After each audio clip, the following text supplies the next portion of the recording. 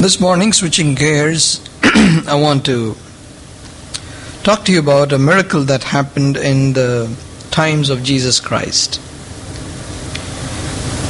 This miracle is recorded in 3 Gospels. In Matthew chapter 8, Matthew chapter 9, verses 18 to 26.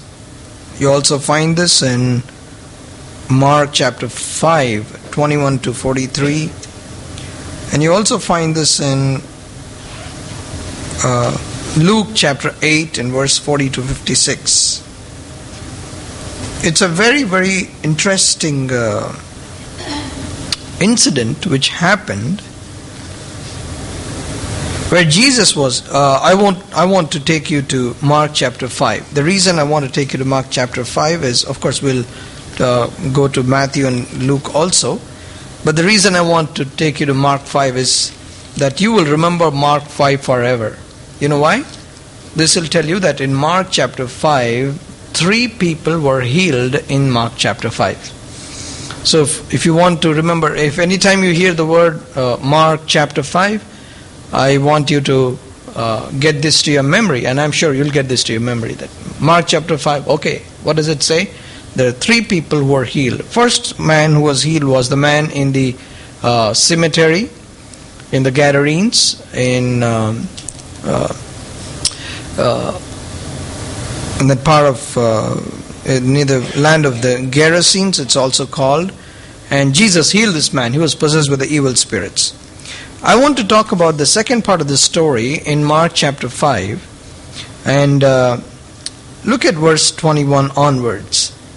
What is happening here is verse 21. Mark chapter 5 verse 21. When Jesus had again crossed over by boat to the other side of the lake, a large crowd gathered around him while he was by the lake. Then one of the synagogue rulers. So please remember, this is not an ordinary man. He's a man who has an authority. He's one of the rulers of synagogue, named Jairus, came there. Seeing Jesus, he fell at his feet and pleaded earnestly with him, "My little daughter is dying. Please come and put your hands on her so that she will be healed and live." So Jesus went with them.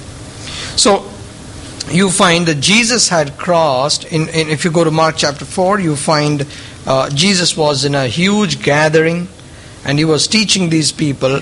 And then after he taught these people, and then he said, okay, let's go on to the other side. In verse 35, Mark chapter 4 verse 35, he said, that day when evening came, he said to Jesus, let us go over to the other side. The reason he said let's go over to the other side is because he wanted to meet this man who was in the cemetery, hurting himself and possessed with the evil spirit. Now, verse 21 says, when Jesus had again crossed over by the boat to the other side of the lake. See? He crossed once again to the other side of the lake, and he was by the lake, and a large crowd was there with him. So when he came back to that place, the ruler, one of the rulers of a synagogue named Jairus, came and pleaded with him and said, "Sir, my daughter is dying. My daughter is dying, so would you kindly come and help my daughter?" In Matthew it says, she has died. My daughter has just died. But come and put your hand on her and she will live. Of course, they have different accounts giving at different places. So you find that, she is about to die. Okay? She's about to die. And when she's about to die, what do you find here? Yeah? In Luke, he says, she's my only daughter. Okay? Let's say she's the only daughter, and then this man is coming to plead with Jesus to come and heal his daughter. Now, first of all, people who have only child know what this means. And of course, I heard an example where a family was poor, and they used to live in the servant quarters of a rich man. The rich couple did not have children.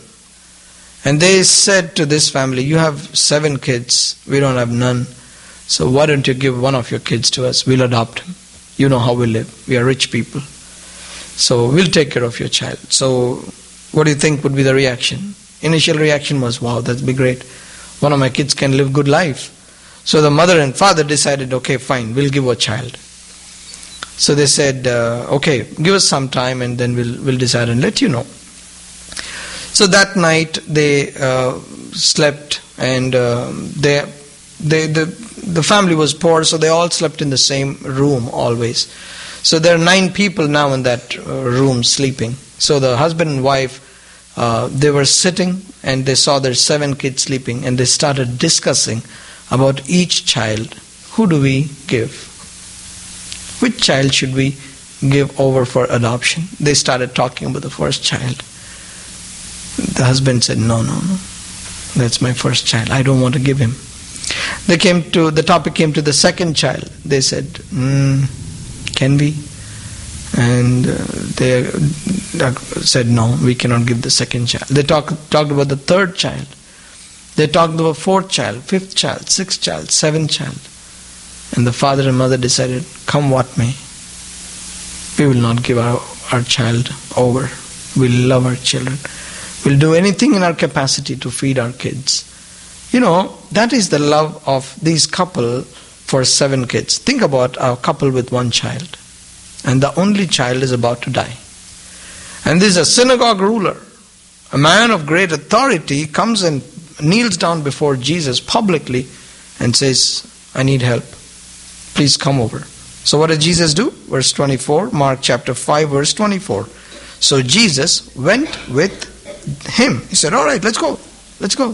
So he started going. As he started going, so he's on a mission, okay? He's on a mission. Please remember, in this crowd, Jairus is also there. All right? Jairus is also there. The father of this dying daughter is also there. So as they walk, verse 25, verse 24, a large crowd followed and pressed around him. And a woman was there who had been subject to bleeding for 12 years.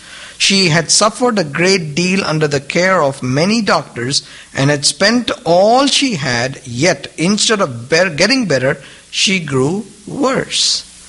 So this is a woman who has been struggling and fighting this problem for 12 years of bleeding, and then she's trying to get some help from the doctors, spent a lot of money, but she's not getting healed. She's growing worse day after day. And she is also one of the persons in the crowd. Now, when she heard about Jesus, she came behind him in the crowd and touched his cloak, because she thought, if I just touch his clothes, I will be healed. In Matthew and Luke, it says she wanted to touch the hem of his garment. Hem of his garment. See, this story looks so simple to us, but there's so many lessons that we have to learn and apply to our lives. Okay? Now, the one thing you may need to understand is, what happened here is this woman, as soon as she touched the cloak of Jesus Christ, what happened to her? She was healed. She was healed. Now, please tell me something. This crowd is actually on the way, it's en route to Jairus' house. I want you to tell me what you think about Jairus when he was in that crowd. What do you think must have been going on in Jairus' mind? Man, this guy's healing is gone to this girl. This woman. She's been suffering for 12 years and the healing is gone. And now he has stopped here for talking to her, and what about my child? She's about to die. So the emotions are, the father of the girl must be thinking, oh, now I'm put on a back seat. I'm put on a back burner. Now I'm not the priority for Jesus anymore. Have you been in that place? You almost get the blessing, and you feel you have lost it. Because somebody else has got it. And you feel, my goodness, it's gone. You come to that point of despair. And that's why I didn't tell you in the morning when we were doing the Sunday school, that the verses that we read this morning in Psalm 42 and 43 are exactly that what correspond to this story. You're so in despair. My soul, why are you so downcast? Many times you think, the blessings that are supposed to come to you have gone to somebody else. I'm sure if I were in that crowd, if I were Jairus' father standing there, I would be expecting, when would he finish this conversation here? When would he come and save my child? I have my only daughter. Would Jesus come and heal my daughter? Would he come and do something to my daughter? And then you see what happened as this conversation finished. Now see, verse 29. Immediately her bleeding stopped, and she felt in her body that she was freed from her suffering. At once Jesus realized that the power had gone out from him. He turned around in the crowd and asked, "Who touched my clothes?" You see the people crowding against you, and his disciples answered, "And yet you can ask, 'Who touched me?'" But Jesus kept looking around to see who had done it. Then the woman, knowing what had happened to her, came and fell at his feet, and trembling with fear, and told him the whole truth. He said to her, "Daughter, your faith has healed you. Go in peace and be freed from your suffering." While Jesus was still speaking, some men came from the house of Jairus, the synagogue ruler. "Your daughter is dead," they said. "Why bother the teacher anymore?" Now tell me something. If we were thinking that Jairus' thinking was right in getting disappointed, is he not justified? And I'm sure if the story stopped there, he would always blame this woman suffering from the last 12 years all his life and say, "Because of you my daughter died." Yes? If you were not there, Jesus would have straight come to my house, and probably in time he would have revived my daughter. All these emotions, the human emotions come into picture when we think our God is a limited God. Did you see that? When you think your God and my God is a limited God, that is when you find that probably this is how I need to react. When there is a limited supply and you don't get it, you will certainly be disappointed. There's a Nike shoe which is released, a limited edition. People stand in line. People stand in big queues outside the malls. And just imagine the person who doesn't get it, comes with all money in his pocket with his credit cards, stands in a line, and as soon as you come to the counter and they announce and say, "We are out of stock." Now what do you do there? You become helpless. But my dear brothers and sisters, our God is not a limited God. Jairus, from his human emotions, probably would have been justified in thinking like, "Okay, my daughter is dead now." If we had not stopped there, we would have reached in time. So, in the rest of the story, you find this woman, this girl is healed by Jesus. I don't want to go to the healing of the girl, but I want to stick to the woman for 12 years. We will also touch a few points here and there, but the first point I want to talk about is the emotions of Jairus. Emotions of Jairus. You and I have always been, many times have been in that place, that you thought the blessing that was about to come to you, in the last moment it moved to somebody else. And then you say, "Wow, I lost it. It's gone." And you get so disappointed.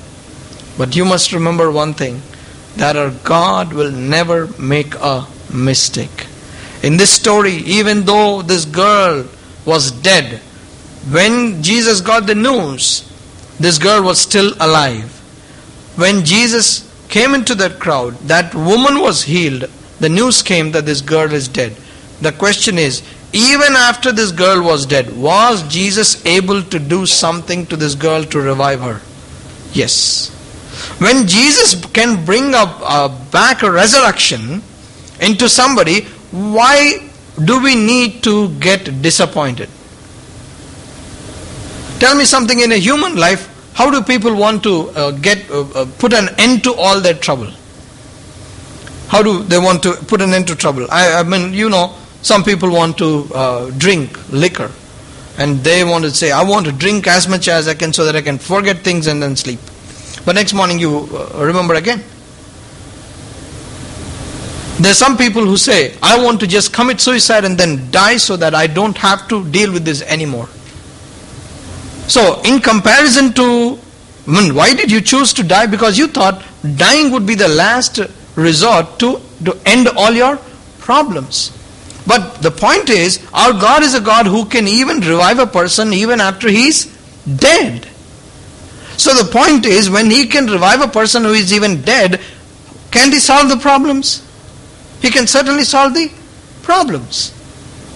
It is because we have a limited thinking about our God. We think our God is limited. There are only 20,000 seats in the auditorium and you are the 20,001. So what do you think the administration would do? The management would do? Sorry sir, we don't have any seats. In the flight there are 172 seats and all the 172 are sold and you come into the what? Waiting list. The flight is gone. So what happens? You missed your flight. But that doesn't happen with God because our God is not limited. So therefore, humanly speaking, we are justified in having those emotions, but there is where the faith needs to kick in. Faith comes in at the time where there is a human impossibility. Yes or no? Faith comes in at the time, at the place of human impossibility. When humanly speaking you say, this is not going to happen, this is impossible, that's where faith kicks in. That's what changes everything. The second point I want to talk about this woman is, Jesus was walking and how did she touch him? I'm talking about the position. Look at this verse.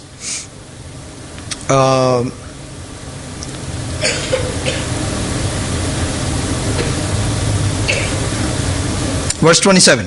When she heard about Jesus, she came up behind him in the crowd. So when she came up behind him in the crowd, what do you think is facing her face? What part of the body of Jesus is facing her face? Back. Just imagine, as you are in a situation of this despair, of trouble for so many years, and the back of Jesus is towards you. What do you feel? You said, no, he's not giving me importance. Right? So we could always feel that, I'm not being treated the way I'm supposed to be.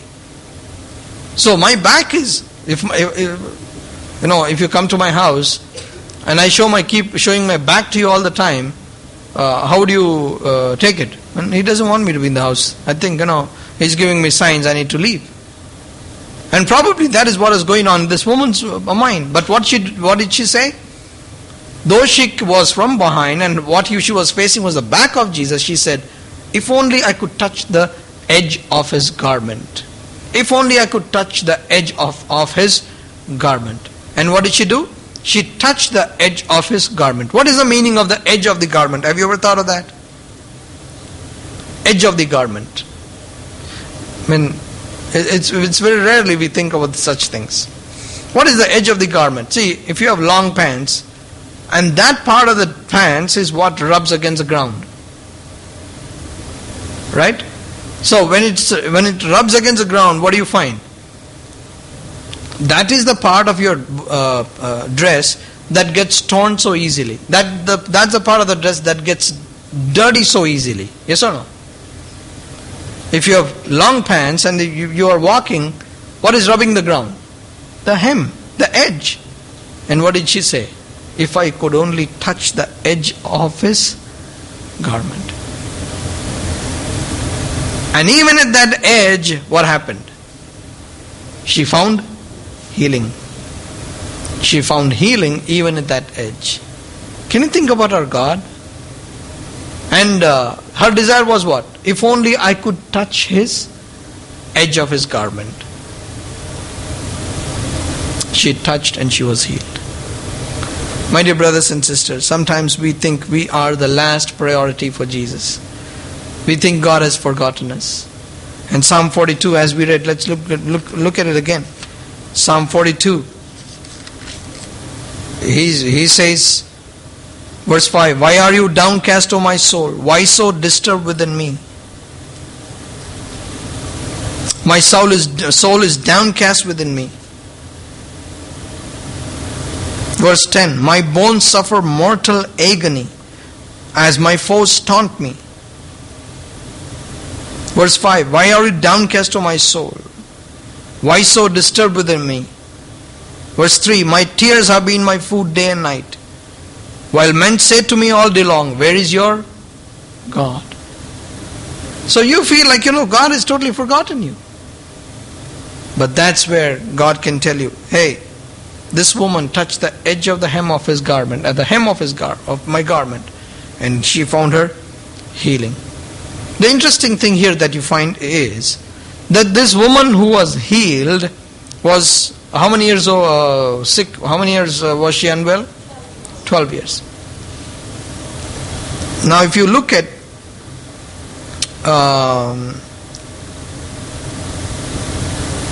this girl, Jairus' daughter,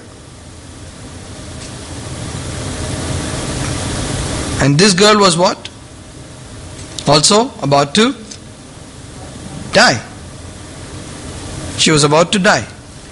So did Jesus make it in time for that girl? No. According to human thinking, he didn't make it in time. He didn't make it in time. So what happened? She died. But did Jesus revive her? Yes. Yes. So this girl was a young girl, right? She was a young girl. So what you find here is this woman could be blamed. And see, I want you to look at Luke chapter 8 verse 42. Luke chapter 8 and verse 42. This is what I wanted to show you.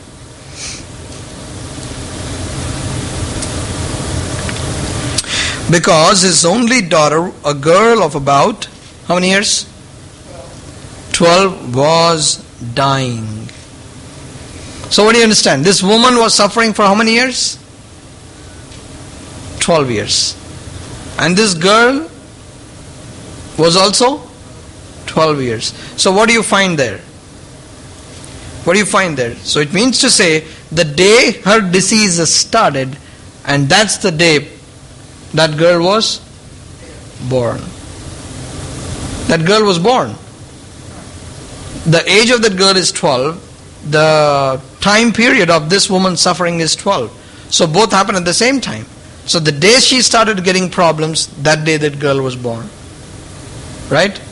Now tell me one thing. Oh my goodness. He healed the woman who was suffering for 12 years. And he revived the girl who was dead who was 12 years old. What does this tell you? Our God is omnipotent for any generation. Any generation. He will take care of the seniors. He will take care of the younger ones too. Our God is a God who heals, and He's the same yesterday, today, and forever. I want to take this one step forward. Okay? One step forward. Now, this is what happened during the time of Jesus. Okay?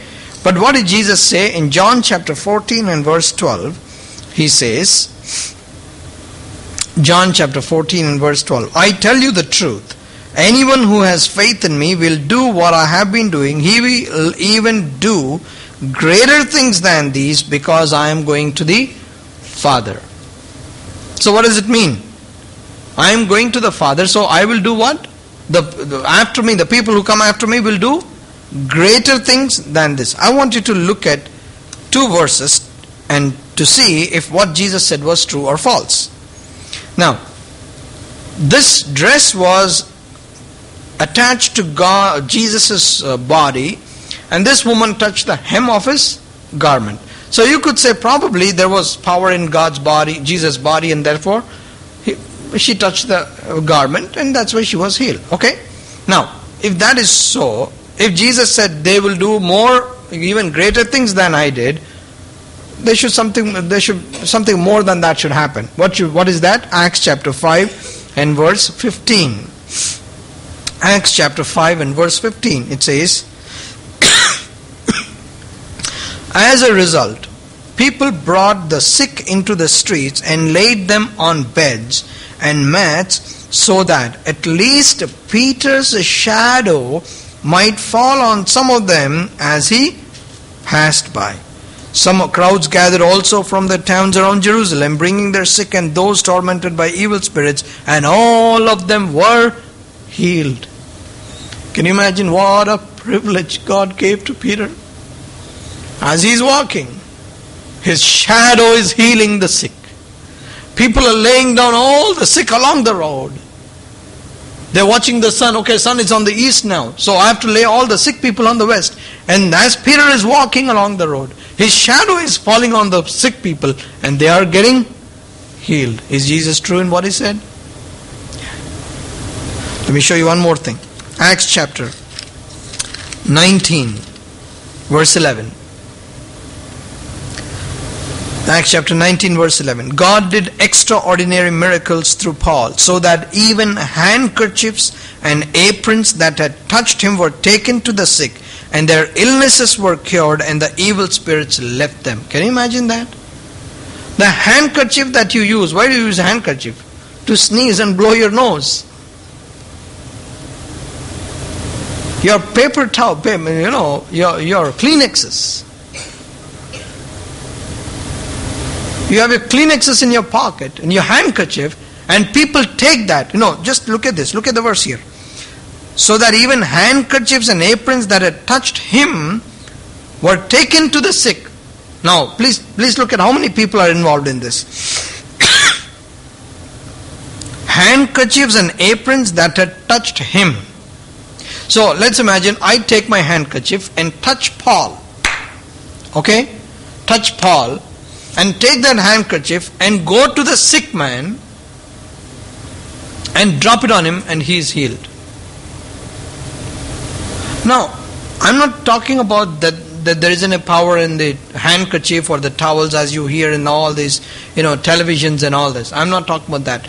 Bible very clearly says, now don't misunderstand me. Bible very clearly says, verse 11. Acts 19:11 says, God did extraordinary miracles through Paul. It is nothing in that apron, nothing in the handkerchief. Whose did that? God did that. God did extraordinary miracles through Paul. You know what God has promised? That He will take care of you in every way.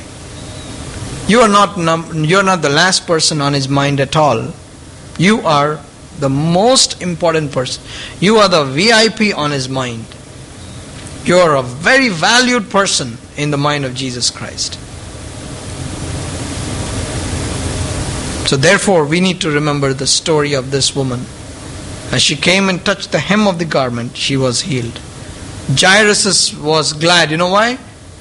Whose miracle was bigger in the two of the two? The girl who died, because he did what? He resurrected that girl. What happened to this woman? She was healed. Mean to say she still had life. What about this girl? She lost her life.